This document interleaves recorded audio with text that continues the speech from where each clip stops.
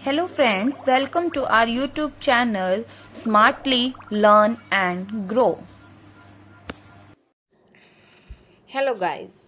कल वाली क्लास में हमने कहाँ तक कर लिया था? आयनिक कंपाउंड तक। ठीक है कि मेटल्स की और नॉन मेटल्स की रिएक्शंस एक दूसरे के साथ की थी, तो वो दोनों क्या करते हैं, एक दूसरे को इलेक्ट्रॉन का ट्रांसफ़र करते हैं। जो मेटल होता है वो नॉन मेटल को ट्रांसफ़र करता है। ठीक है, तो जब वो ट्रांसफ़र करते हैं तो हमारे पास एक कंपाउंड फॉर्म होता है जिसको हम क्या बोलते हैं, आयनिक कंपाउंड। तो कल हमने वहाँ तक कर लिया था। ठीक है, आज वाली क्लास में हम करेंगे फॉर्मेशन ऑफ NaCl यानी कि आयनिक कंपाउंड की फॉर्मेशन। ठीक है, तो आपकी जो है उसमें दी गई है, सबसे पहले NaCl की फॉर्मेशन बताई गई है कि NaCl की फॉर्मेशन कैसे बनते हैं, मतलब NaCl जो है आपका वो कैसे बनता है। देखिए, अब NaCl क्या है, एक कंपाउंड है। ठीक है, इसके अंदर दो मेटल्स आपके इन्वॉल्व हो रहे हैं। ठीक है, दो एलिमेंट्स इन्वॉल्व हैं, एक तो सोडियम और दूसरा क्लोरीन। तो इसके अंदर हमें ये देखना है कि आखिर ये बनते कैसे हैं, फॉर्म कैसे होते हैं। तो सबसे पहले बात आती है, मैं बात करूं NaCl की। ठीक है, तो मेरे पास क्या है, एक तो सोडियम है, दूसरा मेरे पास क्या है, क्लोरीन है। ठीक है, तो सोडियम का एटॉमिक नंबर कितना होता है, 11 होता है। तो जब हम इसके इलेक्ट्रॉनिक कॉन्फ़िगरेशन फील करते हैं तो कैसे करते हैं, 2 8 1। वैसे होती क्या है इलेक्ट्रॉनिक कॉन्फ़िगरेशन, 2 8 8 ऑक्टेट कंप्लीट करना होता है। ठीक है, ये तो सबको पता ही होगा, पीछे करवाई थी।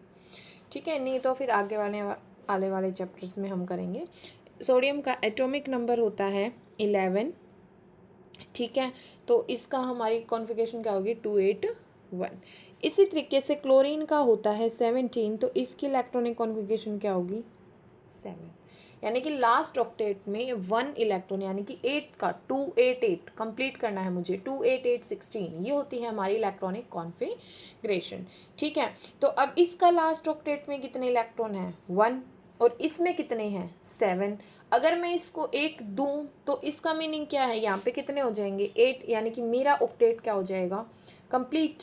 अब देना तो आसान है, अगर मैं इसको 1 इलेक्ट्रॉन देती हूँ तो ये 2 8 में क्या हो जाएगा, स्टेबल हो जाएगा कंप्लीट।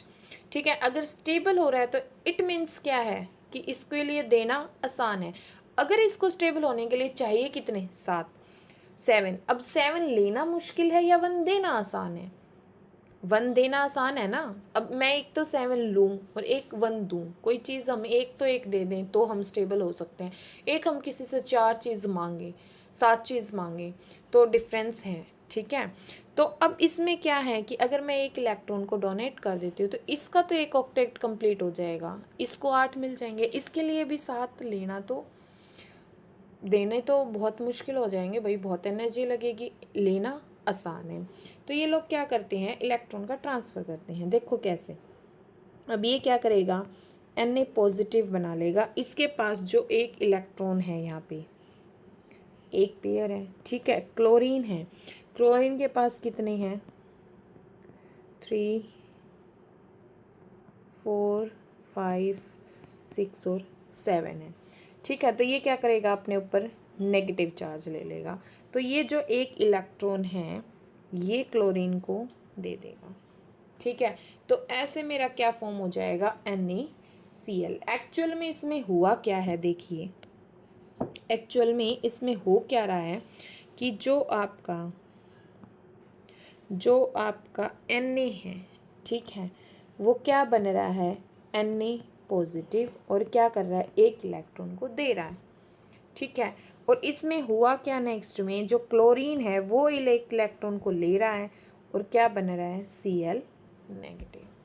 यानी कि नेगेटिव लेना किसी चीज़ को, हमने यही कहा था ना कि नॉन मेटल जो है वो क्या करेंगे, वैलेंस शेल को कंप्लीट करने के लिए गेन यानी कि लेंगे, और मेटल्स जो हैं वो लूज करेंगे। तो ये क्या बना रहा है, एनायन, और ये क्या बना रहा है, अपना कैटायन। ठीक है, हो गया। अब सेम इसी में एक और एग्जाम्पल है आपके पास, एल्युमिनियम सेम होता है। एल्युमिनियम क्या करता है, Al2 पॉजिटिव बनाता है, मतलब 2 इलेक्ट्रॉन को देता है। ठीक है, और जो क्लोरीन है सेम, एक क्लोरीन एक ले सकता है, तो AlCl2 होता है। अगर आपने देखा हो तो उसके अंदर क्या होते हैं कि 2 क्लोरीन के एटम इंक्लूड होते हैं, तो इस तरीके से ये क्या बन जाते हैं फिर 2 क्लोरीन Cl नेगेटिव। ठीक है, तो ये था मेरे पास किसी भी चीज़ की फॉर्मेशन करना। अब नेक्स्ट टॉपिक आता है, अभी तक हमने क्या पढ़ा है, आयनिक कंपाउंड का ही चल रहा है ना। अब हम आयनिक कंपाउंड की क्या पढ़ेंगे, प्रॉपर्टीज़। यानी कि नेक्स्ट टॉपिक क्या है मेरे पास, प्रॉपर्टीज़ ऑफ आयनिक कंपाउंड। कोई भी आयनिक कंपाउंड है, आप क्या करोगे, उसकी प्रॉपर्टीज़ भी पढ़ेंगे। आयनिक कंपाउंड हम पढ़ चुके हैं कि क्या होता है। अब नेक्स्ट उसके बारी आती है प्रॉपर्टीज़। अब आयनिक कंपाउंड के मेरे पास 4 प्रॉपर्टी होती हैं, 4 चीज़ों में हम इनको देखेंगे। ठीक है, पहला फिजिकल नेचर, कि उसका फिजिकल नेचर कैसा होता है। सेकंड हम लोग करेंगे उसका मेल्टिंग और बॉइलिंग पॉइंट, कि उसका मेल्टिंग पॉइंट क्या है, बॉइलिंग पॉइंट क्या है। ठीक है, थर्ड हम लोग करेंगे, हम बात करेंगे उसकी सॉल्युबिलिटी के बारे में। फोर्थ हम लोग किसके बारे में बात करेंगे, उसकी कंडक्शन ऑफ इलेक्ट्रिसिटी, यानी कि उसका कंडक्शन का नेचर कैसा है। तो फर्स्ट मेरे पास आती है फिजिकल नेचर, कि जो उसका फिजिकल नेचर है वो कैसा है। तो they are solid and hard generally वो क्या होते हैं, सॉलिड होते हैं और हार्ड होते हैं। ठीक है, ब्रिटल यानी कि जो अरे देखिए, पहली बात तो वो क्या है, दिखने में कैसे है, दे आर सॉलिड है बिल्कुल। ठीक है, मतलब कठोर है, हार्ड है, समझ गए इतना तो। ठीक है, लेकिन जनरली ब्रिटल होते हैं। ब्रिटल का मीनिंग क्या होता है, ब्रिटल का मीनिंग होता है ईजली ब्रेकेबल, जो ईजली टूट जाते हैं। ठीक है, ब्रिटल का मीनिंग क्या है, ईजली ब्रेकेबल, जो आसानी से टूट जाए। यानी कि जो आपके आयनिक कंपाउंड होते हैं वो सॉलिड होते हैं, हार्ड होते हैं दिखने में तो, लेकिन वो ब्रिटल होते हैं बहुत ज़्यादा। ब्रिटल का मीनिंग है कि आप उनको आसानी से तोड़ सकते हो। ठीक है, उसके बाद बारी आती है उसके मेल्टिंग एंड बॉइलिंग पॉइंट की। सेकंड मेरे पास क्या आता है, मेल्टिंग पॉइंट क्या होगा और बॉइलिंग पॉइंट क्या होता है।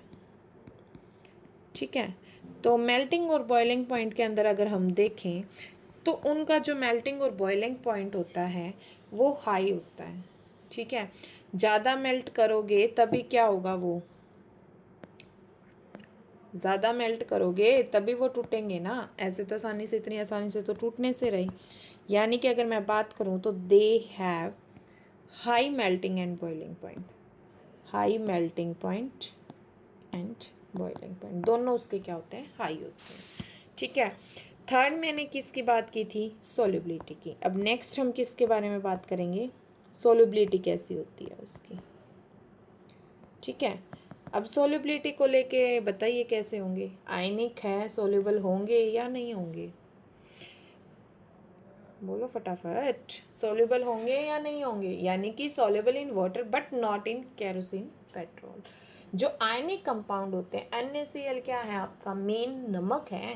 नमक जो है हम उसको पानी में डिज़ोल्व कर सकते हैं, लेकिन किसी ऑयल में तो डिज़ोल्व नहीं होगा। यानी कि अगर हम सोल्युबिलिटी की बात करें तो सोल्यूबल इन वाटर, वाटर के अंदर तो ये सोल्यूबल है, चाहे आप हॉट में करो चाहे आप कोल्ड में करो, बट नॉट इन केरोसिन या पेट्रोल। यानी कि किसी भी ऑयल में सॉल्युबल नहीं है ये, समझ में आई, ये किसी भी ऑयल में सॉल्युबल नहीं है। तो ये थी इसकी सॉल्युबिलिटी की बात।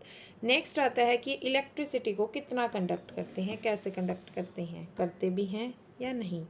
यानी कि बात करूँ तो मैं इसकी कंडक्शन की, तो कंडक्शन ऑफ इलेक्ट्रिसिटी, मेन तो यही आ जाता है ना, इलेक्ट्रिसिटी पे ही आ जाती है बात। तो नेक्स्ट हम करेंगे इलेक्ट्रिसिटी कंडक्शन के बारे में बातें। तो अब इसमें बताइए ये करेगा या नहीं करेगा आयनिक कंपाउंड। ठीक है, तो ये जो है इलेक्ट्रिसिटी, नॉर्मल सी बात है, चार्जेस पे डिपेंड है। पॉजिटिव चार्ज बना रहे हैं, नेगेटिव चार्ज बना रहे हैं, एनायन कैटायन हो गए, तो चार्जेस पे डिपेंड है। तो इसका मीनिंग क्या है कि ये इलेक्ट्रिसिटी को कंडक्ट करेंगे। तो दे कंडक्ट इलेक्ट्रिसिटी, वो क्या कर रहे हैं, इलेक्ट्रिसिटी को तो कंडक्ट करेंगे ही करेंगे, क्योंकि चार्जेस है। और इलेक्ट्रिसिटी मेरे पास क्या होता है, फ्लो ऑफ चार्ज ही तो होता है। किस स्टेट में होगी वो चीज़, मोल्टन में। अगर मोल्टन स्टेट है या सॉल्यूशन फॉर्म है तो वो क्या कर रहे हैं, इलेक्ट्रिसिटी को कंडक्ट कर रहे हैं। लेकिन सॉलिड फॉर्म में नहीं करेंगे, बट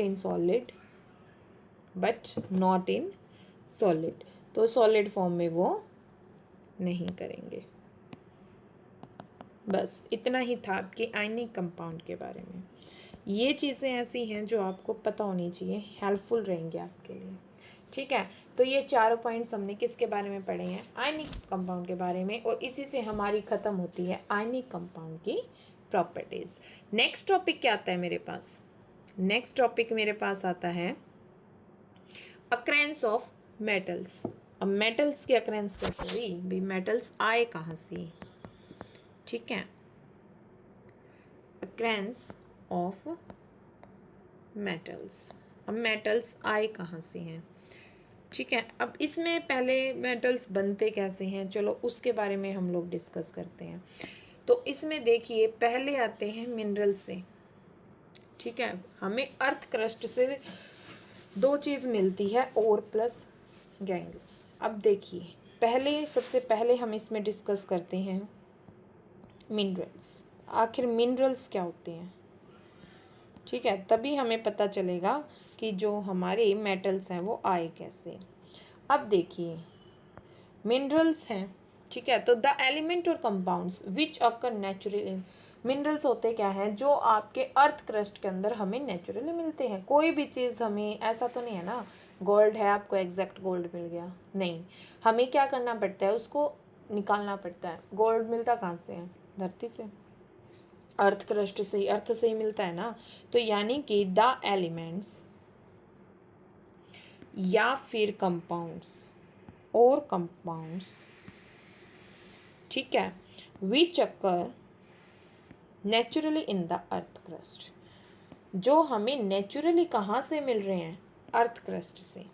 अब अर्थ क्रस्ट से मिल रहे हैं, इसका मीनिंग कि हमें धरती दे रही है, जो भी दे रही है, ठीक है। तो अर्थ क्रस्ट में आपके पास क्या मिलेगा? हमें अर्थ क्रस्ट से दो चीज़ मिलती है। क्या क्या? देखिए, अर्थ क्रस्ट से हमें मिलता है और गैंग्यू। ठीक है, हमें अर्थ क्रस्ट से मिनरल इन दो फॉर्म में मिलता है। समझ में आई? इन दोनों को मिला के हमें क्या मिलता है? एक मिनरल मिलता है। अर्थ क्रस्ट से हमें ये चीज़ मिलती है। अब अर्थ क्रस्ट से आपको ये मिलता है, तो आप पहले पूछोगे मैम और क्या होता है? ठीक है, फिर गैंग क्या होता है? तो सबसे पहले मैं आपको बता देती हूँ, यहाँ पे हमने मिनरल्स के बारे में पढ़ा, अब हम पढ़ेंगे ओर्स क्या होते हैं। ठीक है, अब ओर्स क्या होते हैं आपके पास? Minerals that contain very high percentage of particular. और आपके पास वो होता है कि जिस मेटल के अंदर आपकी जो सबसे ज़्यादा हाई परसेंटेज होती है किसी एक मेटल की, ठीक है, जिसको हम उस मिनरल से अलग करते हैं। यानी कि मिनरल हमें दो फॉर्म में मिल रहा है, और प्लस गैंग को मिला के हमें क्या मिलता है? मिनरल। अब मिनरल के अंदर कोई ना कोई एक तो ऐसा भी पार्टिकल मेटल होगा जो भाई सिंगल मेटल है, उसकी अमाउंट सबसे ज़्यादा होगी, यानी कि वो क्या पता 80% प्रेजेंट हो। तो उस 80% में से हमें क्या मिलेगा? वो मेटल हम अलग करते हैं। ठीक है, तो वो होता है मेरे पास और high percentage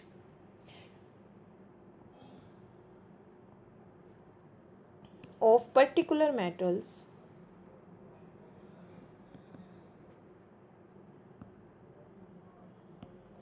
minerals that contain very high percentage of particular metal, and the metal can be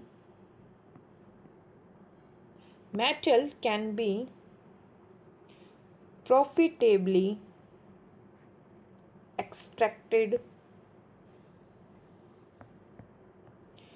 from it. Such minerals are called ores. तो ऐसे मिनरल्स को हम क्या बोलते हैं? ओर। यही मैंने अभी बताया है आपको कि जिसके अंदर, अब ये लगा लीजिए हमारे पास कोई चीज़ है, कोई मिनरल हमें मिल गया, उसके अंदर 80% मान लो मैग्नीशियम प्रेजेंट है, तो उसको हम 80% को क्या है? अलग करेंगे ना, तो वो क्या है? मेरे पास ओर है। अब ओर्स को जो हम अलग करते हैं और उसके अंदर बहुत ज़्यादा अमाउंट में क्या होती है? इम्प्योरिटीज़ प्रेजेंट होती हैं। सोयल हो गया, मिट्टी होगी, जो भी हो गया, कुछ भी हो सकता है, ठीक है। ज़्यादातर सोयल और मिट्टी, मतलब सोयल और जो आपका वो है मिट्टी जो है और रेत जो है, ये सारी से मिक्सअप होता है, ठीक है। तो उसको इम्प्योरिटी जो भी प्रेजेंट होते हैं उस इम्प्योरिटी को बोलते हैं गैंग्यू। क्या बोलते हैं? गैंग्यू। ये देखिए लास्ट मेरे पास क्या आता है, यानी कि ये क्या है आपके पास, एक तरीके से एक इम्प्योरिटी है, ठीक है। Ores are usually